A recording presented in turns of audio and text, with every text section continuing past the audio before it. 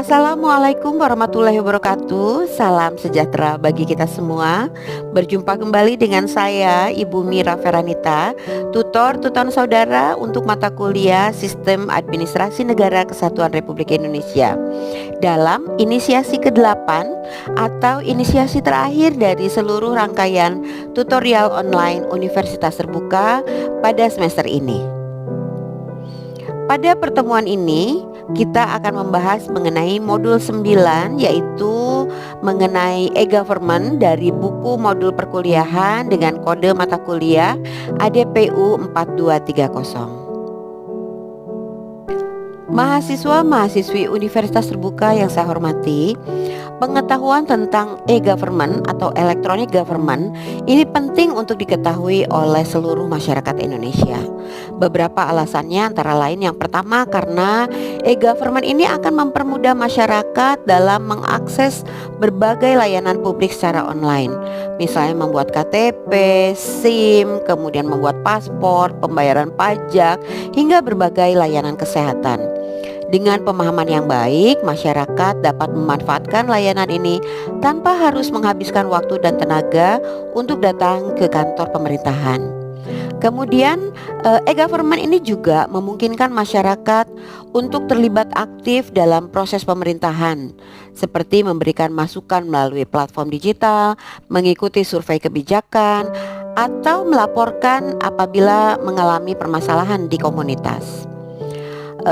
Mahasiswa-mahasiswa yang baik, e-government ini dirancang untuk meningkatkan transparansi dalam pengelolaan anggaran dan kebijakan publik. Selain juga mendukung inklusi digital sehingga mendorong masyarakat untuk lebih melek teknologi, dan pokoknya dengan memahami e-government masyarakat lebih menghemat waktu, biaya, dan tenaga, terutama saat berurusan dengan pemerintah. Materi yang akan dibahas dalam inisiasi ke-8 ini adalah materi mengenai e-government dan materi mengenai bagaimana pengembangan e-government di Indonesia. Materi e-government meliputi, yang pertama adalah kita akan membahas pengertian e-government, kemudian implementasi dan kegunaan e-government. Kemudian yang ketiga adalah peran e-government dalam transformasi administrasi negara, yang meliputi pengelolaan kebijakan, pelayanan informasi, dan tentu saja akan bermuara pada materi pelayanan publik.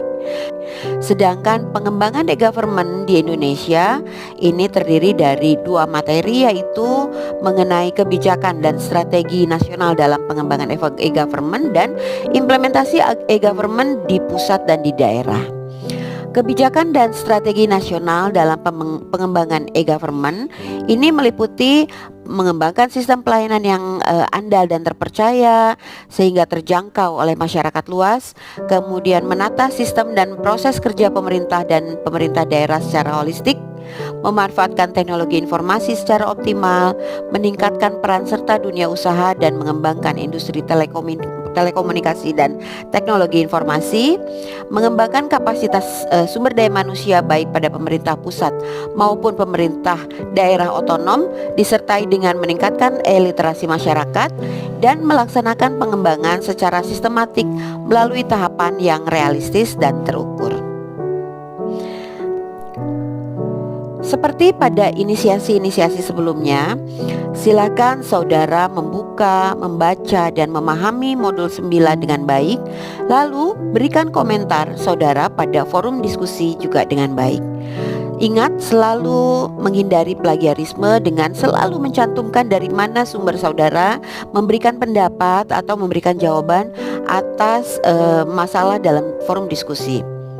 Karena ini adalah inisiasi terakhir, saya mengaturkan banyak terima kasih atas segala atensi saudara selama menjalani perkuliahan tutorial online ini, dan mohon maaf apabila masih ada kekurangan dan kesalahan yang saya perbuat. Semoga perjalanan perkuliahan saudara selalu diberi kelancaran dan kesuksesan hingga akhir pendidikan di Universitas Terbuka ini.